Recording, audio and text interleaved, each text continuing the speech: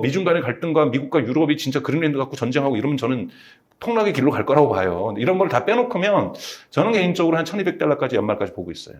아, 올 연말까지. 판타스틱하게 보면 뭐 2000달러도 넘게 볼 수 있는데 그것까지는 일어나지 않을 것 같고요. 1200달러는 무난하게 갈 것 같고 그것은 4월, 5월 정도부터 본격화될 거라고 봐요.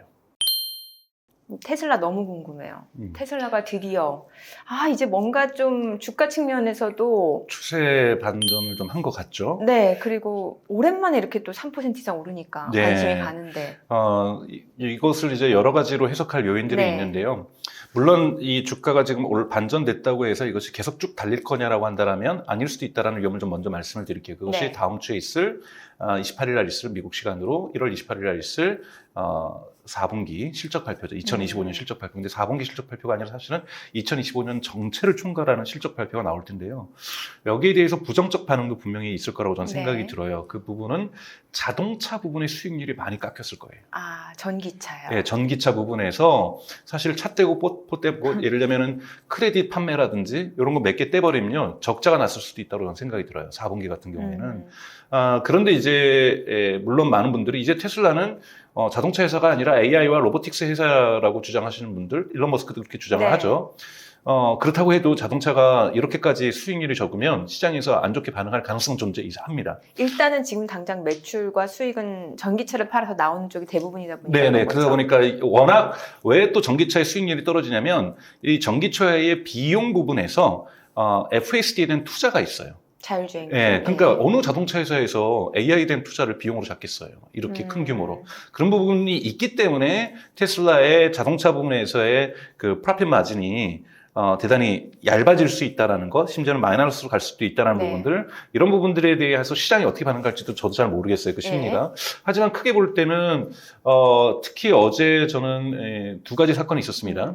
이 촬영하는 기준으로 해서 네. 첫 번째는 이제 오스틴에서 처음으로 이미 12월 말에 그런 적은 있었죠. 즉 세이프 드라이버, 그러니까 즉 네. 옆에 보조석에 탄 사람이 안전요원. 안전요원이 하차를 하는 것이 두 대인가 보여주면서 주가가 한번 그때부터 해서 전고점을 한번 찍었었죠. 12월에. 네. 근데 어제 있었던 사건은 일반인이 안전요원이 하차한 차를 호출해서 탔어요.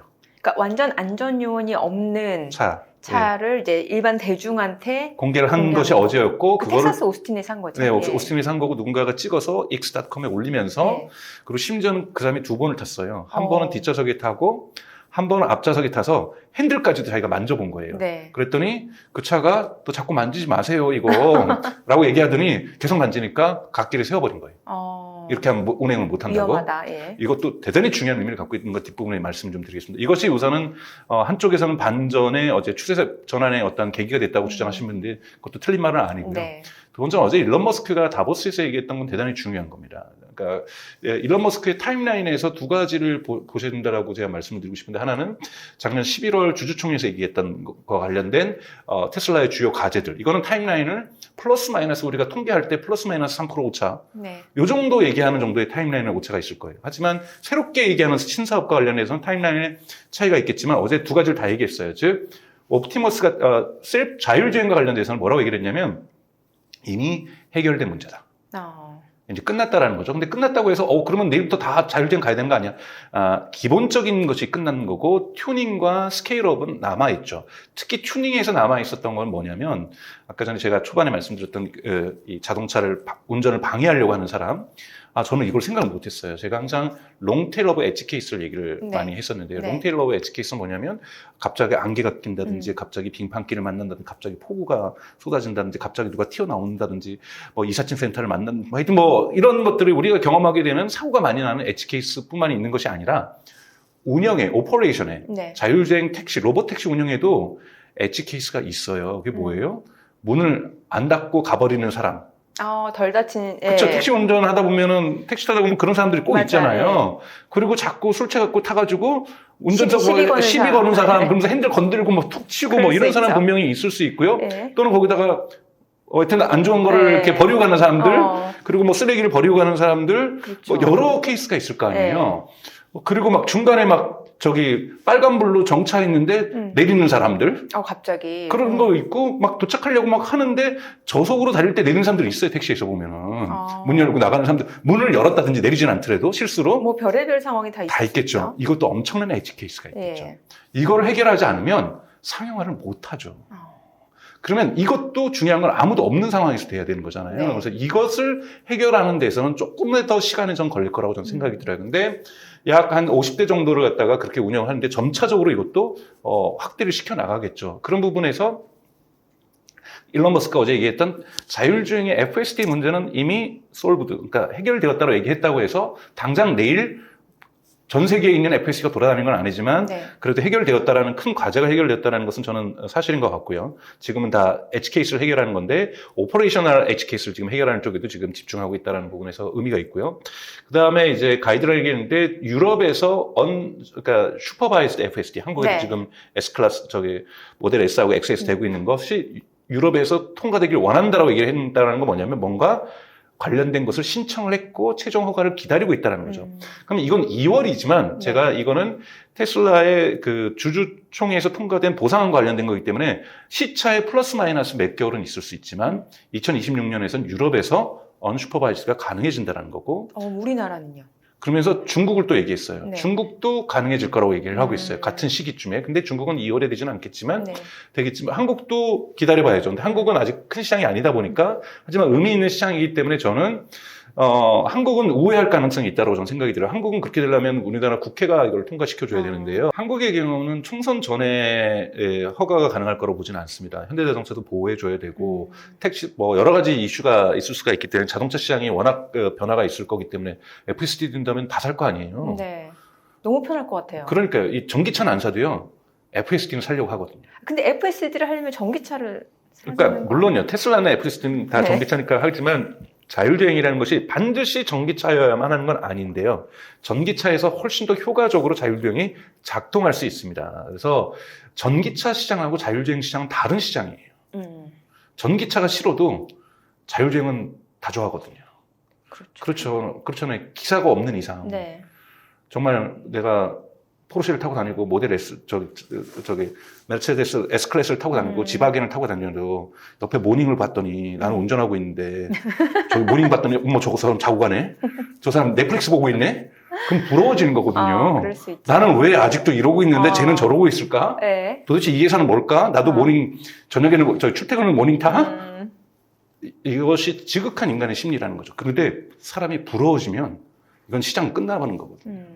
엄청난 속도로 변화가 있을 수가 있습니다. 그렇기 때문에 한국 정부에서는 최대한 과거에 아이폰 도입을 좀 지연시켰던 것처럼 FSD는 지연시키려고 할 거예요. 근데 지금 법의 빈틈을 모델 S하고 모델 X가 그 한미 FTA에 의해서 뚫고 들어온 거잖아요. 네. 뚫고 들어올 가능성이 또 있습니다.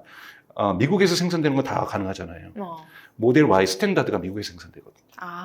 근데 스탠다드는 좀 더 저렴하잖아요. 예. 그럼 뭐 저기 수송료 이거 뭐 하더라도 한국에 들어도 들어올 수 있죠. 그러니까 일론 머스크나 테슬라 경영진에서 임원진들이 마음만 먹으면 한국은 당장에 지금 웹사이트 올리면 되거든요. 주문하세요. 미국에 생산된 모델 스탠다드 Y 스탠다드 팝니다. 그럼 제보긴 끝나는 거죠. 제가 방송할 때 어떤 패널한테 들었는데 그분이 테슬라를 타는데 뭐 강릉까지 가는데 집에서 2시간 걸렸는데 완전 FSD로 했다는 거죠. 너무 편하다고. 그럼 그분은 그 모델 Y로 하셨다는 거예요? 아니 모델 S가 모델 S. 좋은 차 타고 다닌다는 거죠. 그렇군요. 네네 모델 S나 모델 X 그다음에 사이버 트럭에서만 가능한 거고요. 네. 그러다 보니까 저희 주변에서도 전혀 테슬라에 관심 없던 분들도 모델 S로 바꾸려고 한다. 저희 집안에서도 저희 여동생 남편한테도 집안 어른들이 다 모여서 연말에 모델 S로 바꿔라. 저기 공장 가느라고 어쩔 땐 하루에 2시간씩 하는데 너 졸음운전하지? 막 그러면서 졸음운전 한다. 또 핑계도 막 대고 그러니까 기사를 둘 수는 없으니 모델 S로 바꿔라. 이런 얘기 하거든요. 네. 그 사람의 안전이 전체에게 중요한 거죠. 누구도 다 안전은 중요한 거죠. 그러다 보니까 그리고 피로도도 많이 줄어들게 되고 특히 미국에서 가보셔서 아시겠지만 인구 20-30만 되는 그 서버반에서 뭐 시내 다운타운 나갈 일도 별로 없는데 거기서 운전해봤자 뭐 그렇게 스트레스 받겠어요. 저 독일에서 한 12년 살면서 스트레스 전혀 안 받아요. 네. 아우토반 질주할 때 무슨 뭐 자율주행이 필요하겠어요. 근데 저 서울에서 운전하기 정말 싫어하거든요. 막히는 게 힘들죠. 출퇴근을 만약에 한다고 하시면 저는 끔찍해요. 그거를 도와준다? 근데 거기 살짝 내가 어젯밤 잠을 못 자가지고 막 피곤한데 도와준다? 너무나도 달라지는 거죠. 삶이 달라지는 것이기 때문에 자율주행에 관련된 시장은 대단히 폭발적으로 커질 수도 있다고 생각이 들어요. 근데 여하튼 일론 머스크가 이번에 다보스에서 중요한 것은 네. 이 타임라인을 얘기했다. 즉 유럽과 미국은 중국은 2월 달이라고 얘기했으니 일론 머스크가 올해 상반기 내에 될 가능성이 대단히 크다라는 거죠. 그렇게 되면 데이터 플라이휠이 생길 수가 있습니다. 데이터가 좀 더 FSD 데이터가 모이면 지금도 서울에서 부산에서 제주도에서 데이터 강릉에서 데이터가 FSD 데이터가 실질적으로 모이고 있는 거잖아요. 네네. 워낙 테슬라의 차량에서도 모이지만 FSD가 못하는 부분이 이제 에치 케이스가 모이는 거거든요. 이거는 엄청나게 빠른 속도로 전 세계에서 모인다라면 유럽과 중국마저도 된다라면 테슬라의 FSD가 버전 15가 빨리 나올 가능성이 높아진다는 부분에서 이 타임라인이 되게 좋았고요. 또 하나는 일론 머스크가 이번에 다보스에서 얘기한 것은 옵티머스가 이미 테슬라의 기가팩토리에서 일을 하고 있다. 뭐 숫자는 얘기하지 않았어요. 네. 아마 제가 보기에는 뭐 20, 30대 정도 되지 않을까 맥스. 뭐 하지만 일을 하고 있다. 어설프게라도 일을 하고 있고 본격적으로 일하는 건 내년이 될 거고 2028년에서는 심지어는 27년이라고 얘기해서 하반기 상용화도 가능하다.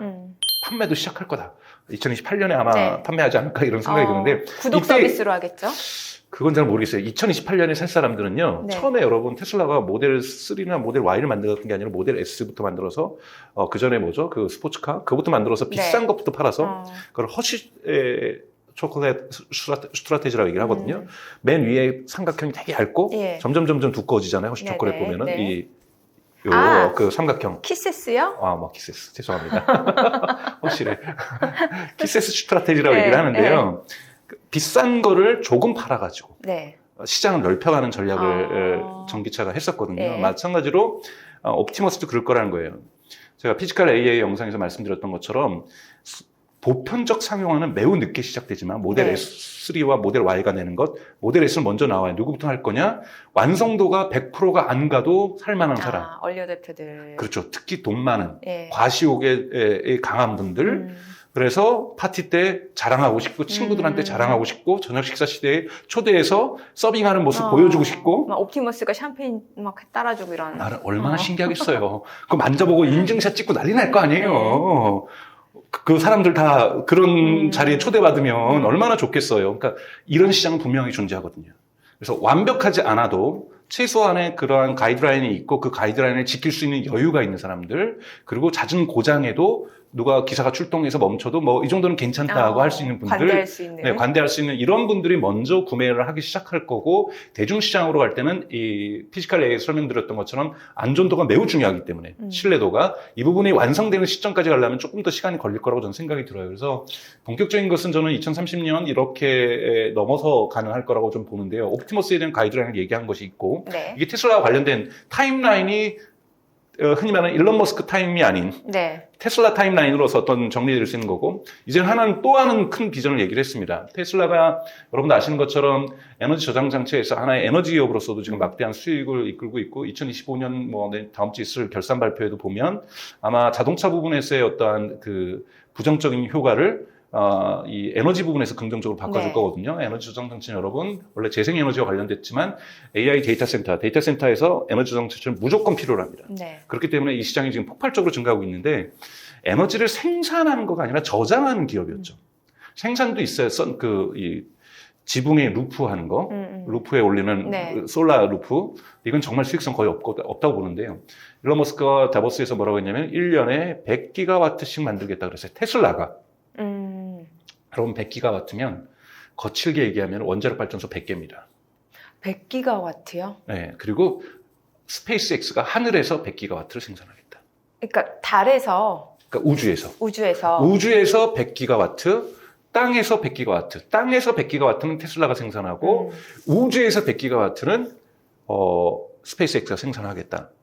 이러한 비전을 얘기를 했어요. 네. 근데 이 비전이 2030년 전인 2027년, 2028년에 가능하다고 얘기를 하는데, 이거는 저는 일론 머스크 타임이 있어서 네. 플러스 마이너스 5년은 해야 된다고 생각을 하는데, 근데 이건 엄청난 일이죠. 네. 100기가 같으면 원자력 발전소 20개가 돌아가는 거고, 그런 얘기도 해요. 유럽 전역에는 스페인하고 시칠리아 정도 땅만 있으면 유럽 전역은 태양광으로 갈 수 있는데 안 가는 거다. 미국도 태양광으로 갈 수 있다. 뭐라고 하냐면 가로 세로 100마일만 있으면, 즉 100km만 있으면, 거칠게 얘기하면 네. 미국 전역에 전기가 다 된다는 거. 그 정도의 땅은 텍사스에 있다라는 거예요. 근데 정책적으로 그렇게 안 가는 것뿐이다. 근데 중국을 봐라. 여러분, 중국이 한국인 많이 보도가 안 되는데 작년에 월스트리트저널이나 파이낸셜 타임즈는 뭐라고 했냐면 중국을 인류 최초의 전기의 나라라 그랬어요. 중국을요? 네, 그 정도로 사실은 중국의 전기 생산량이 급증하고 있습니다. 기하급수적으로 증가하고 있는데 이것이 다 내몽고 땅 때문이거든요. 내몽고에다가 진짜 한마디로 얘기해서 과장을 조금 보태면 파이낸셜 타임즈나 월스트리트저널은 그냥 거기를 그 사막을 다 태양광으로 바꾸고 있다는 거예요.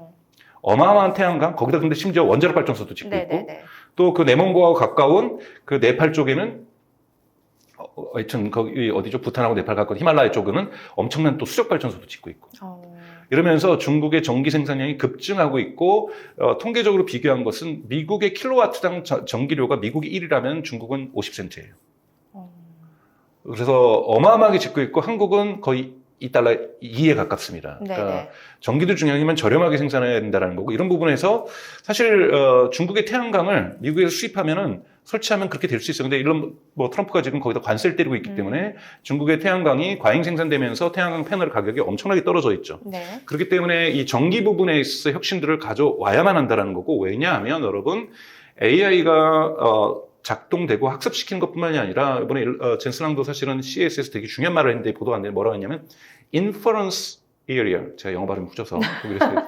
inference가 뭐냐면 우리가 추론이라고 하는데 우리가 AI에게 물어봤을 때 답변하는 걸 inference 하는데 그것의 시대 area new area가 시작됐다 그랬어요. 그러니까 이제는 학습의 시대에서 추론의 시대로 넘어갔다 그랬어요. 젠슨랑이. 즉 AI가 어마어마하게 이제 발전하는 것도 앞으로 병행하겠지만 한쪽에서 병행하는데 이 추론의 시대가 오면서 데이터 센터는 갑절로 필요합니다. 왜 오픈 AI가 여러분 지금 뭐 셀레브라스라고 해서 한국의 레벌리언이나 프리오사 같은 NPU 기업하고도 이번에 1월 달에 계약을 해서 올해 내로 데이터 센터를 NPU만 들어가는 데이터 센터를 짓기로 했는데요. NPU만 들어가는 데이터 센터를 짓는다 즉 학습하지 않는다는 거예요. 뭐냐면 서비스하는 거죠. 점점 인류가 AI를 많이 사용할수록 이거를 확산시킬 수 있는 인프라스트럭처가 필요한 거죠. 이거를 인퍼런스 인프라스트럭처라 볼 수 있는 거죠. 여기에 그럼 전기는 또 얼마나 많이 쓰겠어요? 그러네요. 지금 미국 에너지부, 우리 지금 미국의 공식 연방기구죠. 거기서 뭐라고 그랬냐면 2024년에 미국 전체에서 데이터 센터가 차지하는 전기의 비율이 4.4%였대요. 그리고 잠정 집계하길 2025년에 5%까지 왔어요. 근데 2028년에 12%까지 간다는 거예요. 그러니까 미국 전체 전기에 그러니까 어마어마한 양을 소비하게 된다는 거고 이것은 거기서도 멈춘다는 게 아니라 그쯤 돼서 끝내는 게 아니라 더 늘어나겠죠. 휴머노이드 로봇 인류 최고의 가장 큰 시장이라면 이걸 다 연결하려면 여기에도 다 써야죠. 자동차도 이제는 다 연결해서 자율주행으로 다 바뀐다고 하면 언젠가는 다 전력 필요로 하죠. 그러네요. 한국도 여러분 서울시에 전기차가 20% 되면요. 서울시 다운이에요. 브레이크아웃이에요. 전기 더 많이 필요하고요. 서울시의 모든 차가 100%가 전기차가 된다고 생각해 보세요. 그리고 여기 이것들이 다 자율주행이라서 AI하고 연결돼 있어서 인터넷과 이제는 점점 연결될 겁니다. 그러면 인터넷과 연결돼서 추론이 계속해서 필요하다고 생각해 보세요. 이 전기 다 어떻게 될 거예요? 전력, ESS도 진짜. ESS도 크고요. 전력에 생산하는 것, 전력에 들어가는 구리 만들어주는 거, 또 시작해서 다 이게 AI와 관련된 거죠. 그러네요. 구리값도 저는 계속해서 오를 거라는 것도 이거는 안 오를 수가 없어요. 왜냐하면 이번에 원전 태양광도 그렇고. 그렇죠. 그래서 그래서 뭐 미국에 갑자기 지금 저기 트럼프 때 줄어들었던 태양광 상장 기업들이 지금 다시 주가가 오르고 있잖아요. 그리고 구리도 오르고 있는 이유가 이번에 CES에서 젠슨랑이 구리 얘기도 했어요. 우리가 너무 보스턴 다이나믹스에 취해가지고 젠슨랑이 되게 중요한 얘기를 했거든요. 인퍼런스의 새로운 시대가 시작된다. 그리고 요번에 루빈과 관련된 데이터 센터는 최장의 구리를 가지게 그러니까 최고 긴 구리를 여기다 설치하게 될 거다. 구리가 엄청 필요하다. 엄청나구나. 그리고 물론 또 베라 루빈에서 또 얘기한 것이 여기에는 지금까지는 디램만 썼는데 HBM에 낸드 플래시 메모리도 쓴다고 하니까 스캔 디스크 주가 올라가고 뭐 일본에 있는 그 낸드 플래시 만드는 것도 주가 올라가고 뭐 이런 거는 이제 저는 일시적인 거라고 저는 생각이 들긴 합니다만 그러니까 AI 시대로 우리가 본격적으로 이제 그 문 입구에 있는 겁니다. 그 입구를 이제 열고 그 경제로 들어가게 되면 당연하게 초기에 있었던 기업들도 있지만 이것이 전 세계 모든 사람들이 지금 스마트폰 쓰는 것처럼 정말 AI 혁명이라는 건 뭐냐면 아침에 스마트폰 집에 두고 오시면 그냥 오늘은 디지털 디톡스 하면서 살아야지. 아니, 그거 안 돼요. 안 되잖아요. 안 돼요. 그거를 보통 학자마다 다른데 뭐라고 정리하냐, 기술혁명을 하냐면 네. 그것이 없으면 생활이 불편할 때 네. 그걸 기술혁명이라고 얘기를 한다고 얘기해요. 네. 스마트폰, 우리가 모바일 혁명이라는 건 뭐냐면 스마트폰 없이 우리가 못 살고, 여러분 인천공항 가는 길에 스마트폰 집에 두고 왔다고 해서 이번 여행은 연인끼리 마주보고 대화만 하면서 지내다 와야지 안 되는 거거든요. 그렇죠. AI를 집에다 두고 오면은 생활이 불편해지는 것이 아. AI 혁명입니다. 예. 이제 진입하고 있어요. 여러분들 AI 없으면 생활이 불편하세요? 아직 아니실 거 아니에요. 저는 업무에는 조금 불편해요. 네. 근데 아직 AI 없다고 해서 커뮤니케이션이 어렵고 이커머스 안 되고 뭐 뱅킹 안 되고 투자 못 하고 이거 아니거든요. 불안하고 불편하고 이건 아니거든요. 근데 AI가 없으면 불안해지고 불편해지는 삶이 그 시대가 와야 혁명이라는 거고, 이 시대를 이제 저희는 진입하고 있다라는 거고, 이것은 스크린 내에서만 작동하는 AI뿐만이 아니라 스크린 밖으로 나가야 된다는 거고, 이 스크린 밖으로까지 나가기 위해서 받쳐야 될 인프라스트럭처는 엔비디아의 GPU만이 아니라는 거죠. 엔비디아가 작년 12월에 그록이라는 곳을 샀습니다. 네, NPU. 네. 이것도 인퍼런스죠. 그록이라는 거 여러분 아시겠지만 웨이퍼로 그냥 지금 쉽게 얘기해서 여러 한 장을 한 다음에 쪼개가지고 GPU도 만들고 뭐도 만들었는데, 이건 한 판을 다 NPU로 쓰는 거거든요. 그래서 뭐 여러 가지 수율 문제도 있긴 하지만 이 NPU가 뭐냐면 엄청나게 빠르게 계산을 하는 거죠. 이 웨이퍼 안에 다 들어가 있다 보니까. 이런 것들은 뭐냐면 다 추론에만 쓰는 거예요. 네. 추론 시장이 어마어마하게 커지고 있다는 거고, 그래서 베라 루빈도 블랙일 대비해서 전기값이 10분의 1밖에 안 는다는 거예요. 그러니까 효율성을 따진다는 거예요. 전기도 네. 엄청나게 많이 생산해야 되지만 그렇다고 해서 우리가 마음대로 전기로 쓰면 안 되니까 블랙일보다 10분의 1밖에 전기를 쓰지 않는, 퍼포먼스는 5배인데.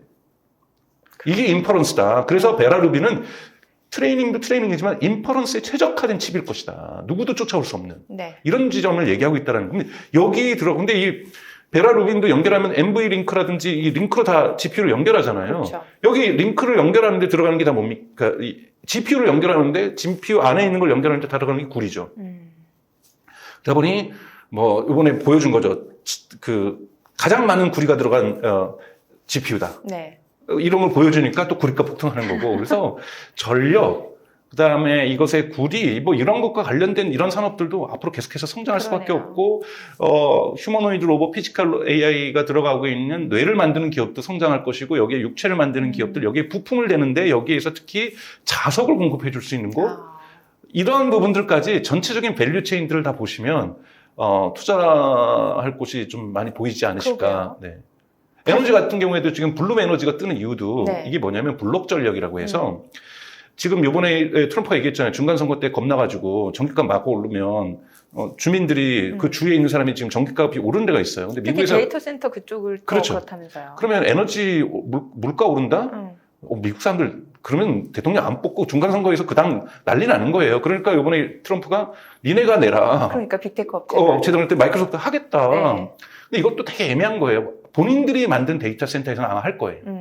그런데 여러분 데이터 센터를 질 때 이번에 마이클 베리가 비판했던 게 뭐냐면 작년에 이제 AI 거품론 나왔을 때 SPC라는 걸 만들거든요. 네. 특수 목적형에서 재무회사에서 SPC를 만든 다음에 메타에 데이터 센터를 지어줘요. 메타랑 무슨 계약을 하냐면 10년 장기 임대 계약을 맺어요. 그리고 일반 임대 가격보다 곱하기 2배. 그래서 메타가 책임지라는 거죠. 근데 그러니까 메타 거예요. 근데 재무제표 생활하면 이 회사 거죠. 그러네요. 법적 책임도 안 져도 되고 여기 들어가는 전기도 메타가 안 져도 되는 거죠. 여기까지도 그들이 질 건지는 잘 모르겠다라는 거예요. 그렇게 되다 보니까 지금 막 원자력 발전소에 투자도 하고 태양광에도 투자도 하고, 이걸로 요즘 돈 많이 버는 사람이 누굽니까? 빌 게이츠. 빌 게이츠가 전력 사업 하잖아요. 그러니까 한국에 와가지고 SMR에 관심 있다 이러는 거예요. 네, 괜히 뭐 미래의 기술로 SMR이 하는 게 아니라 자기가 하는 사업이거든요. 마이크로소프트의 전력 대조, 메타의 아마존의 전력 대조, 그래서 전기 장사하는 게 요즘 빌 게이츠거든요. 네. 이런 회사들도 급증을 하는 거고, 이 부분에서 이제 이 이슈가 그러니까 이 블록 전기라는 건 뭐냐, 블룸 에너지 하려고 했는데, 즉 정부에서 그리드를 안 만들어주면, 그러니까 즉 송전망과 배선망을 안 만들어주면 전력이 공급이 안 될 거 아니에요. 그렇죠. 근데 미국이 많이 낡았거든요. 네. 이 블룸 에너지가 하는 건 뭐냐면은, 지금 하는 거는 지금 오라클하고 지금 테스트를 하고 있어요. 오라클의 데이터 센터를 지면은 그 옆에다가 자기들이 따로 에너지 저장 장치에다가 전기를 갖다 주는 거예요. 그럼 여기 갖다 쓰는 거거든요. 즉, 그리드가, 전선줄이 정부가 운영하는 그리드가 여기까지 안 와도 데이터 센터에 전력을 공급할 수 있는 방법을 찾아낸 거거든요. 이러면은 전력이 생산되지 않은 곳에다가 막 갖다 줄 수 있는 거예요. 네. 배달하는 것, 전력 배달. 국가 대신, 네. 충전망 대신. 뭐 2,000의 데이터 센터를 지금 반도체 공장 쓰는데 지금 전력을 전라도에서 끌어오느냐, 이거 난리잖아요. 그러면 블룸에너지는 우리가 배달해 줄게요. 대용량 전력을. 네. 그래서 이런 부분들이 만약에 오라클에서 성공을 하게 된다라면 이것을 다른 데이터 센터에도 쓸 수 있기 때문에 이런 블록 일렉트리시티 이런 것도 지금 대단히 곽강을 받고 있는 기술이죠. 원오브 댐이에요. 그러니까 수많은 AI 경제가 만들어지면서 수많은 지금 기술들이 기술 경쟁을 하는 거고 기업들이 기회를 보는 거고 그래서 이런 분들만 잘 보셔도 많은 기회가 생기지 않을까 이런 생각이 듭니다. 박사님 테슬라 얘기해 주시다가 지금 이제 확장해서 네. 뭔가 좀 투자 아이디어를 가져갈 수 있는 산업 다 말씀 주셨잖아요. 그렇죠. 일론 머스크가 전력을 얘기하니까 저도 예. 같이 전력을 얘기한 겁니다. 그럼 테슬라는 이제 진짜 그냥 단순 전기차 회사는 진짜 아닌 거고. 저는 테슬라를 개인적으로 이거는 조심스럽게 말씀드리는데 네. 조건별로에 따라서 사실 제가 엑셀로도 다 만들어 놨는데요. 네. 이거 제가 어느 방송 가서 한 번도 주가를 얘기한 적이 없거든요. 네. 왜냐하면 이건 이건 저를 위한 겁니다. 이거는 네. 진짜로 제가 이거를 책도 썼었고 테슬라 그리고 정기적으로 글도 썼었는데 요즘 글을 안 쓰는데 저는 이 글 쓰는 이유가 뭐냐면 저 자신을 위해서 제가 테슬라를 투자해도 되는가? 네. 저는 제가 이제 올해 계산해서 내년 12월까지를 한번 1월에 연말 연초에 계산을 해봤어요. 네, 네. 엑셀로 그려보서. 그래서 저는 항상 if 이런 조건이 나오면은 약 40%가 빠질 거다. 여러 가지. 예, 그러니까 예를 들면 빠지는 것 중에 이제 가장 큰 거는 인명사고가 났을 때.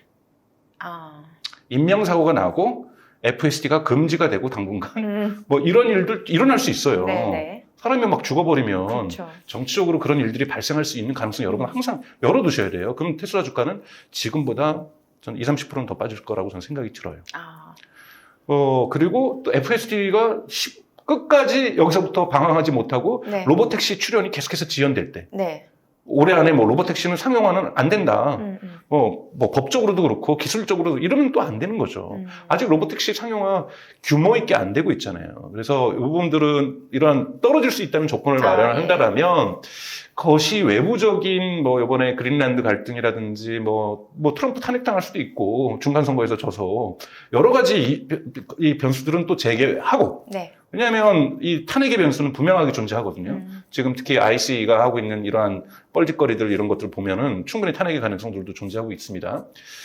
선거에서도 트럼프가 질 가능성도 있고요. 근데 만약에 이러한 정치적이고 뭐 미중 간의 갈등과 미국과 유럽이 진짜 그린랜드 갖고 전쟁하고 이러면 저는 폭락의 길로 갈 거라고 봐요. 이런 걸 다 빼놓으면 저는 개인적으로 한 $1,200까지 연말까지 보고 있어요. 올 연말까지. 판타스틱하게 보면 뭐 $2,000도 넘게 볼 수 있는데 그것까지는 일어나지 않을 것 같고요. $1,200는 무난하게 갈 것 같고 그것은 4월, 5월 정도부터 본격화될 거라고 봐요. 4월 5일에 로보캡이 생산이 그러니까 사이버캡이 생산이 되는데 예. 이번에 일론 머스크가 또 다보스에서 뭐라 하냐면 다보스 직전에 얘기했죠. 정말 미친 듯이 지루하게 성장할 거다. 그러니까 사이버캡을 생산할 거라고 그랬어요. 네.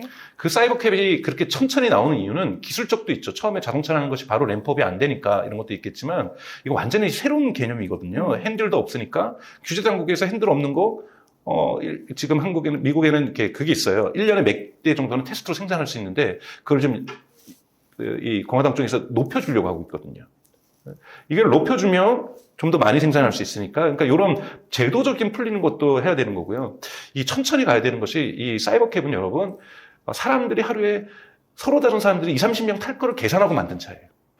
그러니까 누군가가 소유해서 갈 것이 아니라 택시 전용 차량이란 말이에요. 그러면 여기에서 사람들이 청소도 잘할 수 있어야죠. 기물 파손도 할 수 있죠. 여러 가지 운영하는 곳에서 이걸 다 배려하면서 비즈니스 모델로 만들어 가다 보면 처음부터 막 10,000대, 20,000대 매달 만들어가지고 뿌리면 이거 청소 시스템들 이거 구축하는데 시간이 걸릴 거 아니에요. 그래서 이거를 비즈니스 모델이나 운영적인 걸 하기 위해서 올해는 되게 천천히 올라가지만 이것이 저는 2,000대 이상이 뿌려지기 시작하면 매출로 재무제표로 찍히기 시작합니다. 텍사스가 또 마침 이번에 그 북미 월드컵에서 두 개의 경기장을 갖고 있거든요. 네. 그래서 텍사스에서만 로보택시가 의미 있게 돌아도 그리고 매출이 늘어나고 전 세계 이목을 받고 언론들도 올 거고 축구 팬들도 갈 거고 뭐 이렇게 하면서 그때부터 해서 하반기를 달려갈 때 저는 하반기에 가서 본격적인 상승, 즉 사이버캡의 생산과 이것의 공식적인 수익 구조로서의 운영을 시작할 때 본격적으로 주가가 오를 거라고 보고 있고 그 전에는 4월까지 이제 얼마 안 남았으니까요. 네. 이번 1분기 1월 28일 날 있는 실적 발표 보고 2월, 3월만 좀 잘 통과하면 안정적인 성장을 할 거라고 보고 있습니다. 박사님이 이렇게 테슬라 주가에 대해서 얘기해 주시는 건 처음인 것 네네네네. 같아요. 오늘 내용 너무 잘 들었습니다. 고맙습니다. 네, 고맙습니다.